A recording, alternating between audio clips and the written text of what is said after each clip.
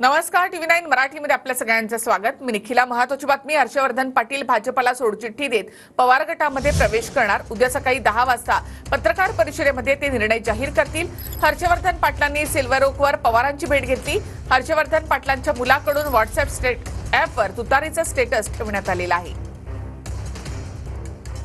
Silver ओकवर आज हर्षवर्धन पाटील आणि त्यांच्या मुलीने पवारांची भेट घेतली आहे। तर हर्षवर्धन पाटलांच्या मुलगा आणि मुलीच्या व्हॉट्सअपवर तुतारीचं स्टेटस लागलंय आणि उद्या सकाळी हर्षवर्धन पाटील आपली भूमिका जाहीर करतील। इंदापुरातील भाजप नेते हर्षवर्धन पाटलांचा भाजपला रामराम, शरद पवार गटात प्रवेश करणार। मुंबईत हर्षवर्धन पाटील आणि त्यांची कन्या अंकिता पाटील यांनी शरद पवारांची भेट घेतली। हर्षवर्धन पाटील आणि पवारांच्या भेटीनंतर मुलगा आणि मुलीकडून व्हॉट्सअपवर तुतारीचं स्टेटस। हर्षवर्धन पाटील इंदापुरात पवार गटाचे उमेदवार असतील। अजित पवारांच्या दत्ता मामा भरणे यांच्यासोबत सामना होणार। इंदापुरातील हर्षवर्धन पाटील यांच्या अनेक कार्यकर्त्यांनी तुतारी चिन्हाचं स्टेटस ठेवलं।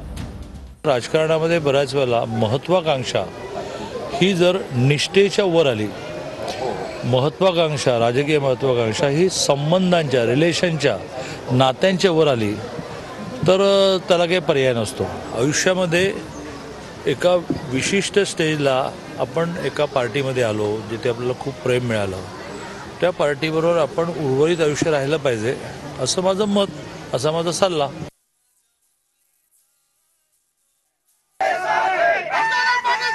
हर्षवर्धन पाटलांच्या घराबाहेर समर्थकांकडून आतषबाजी करत जल्लोष करण्यात आलेला आहे। कार्यकर्त्यांनी देखील या ठिकाणी तुतारी हाती घेतली आहे।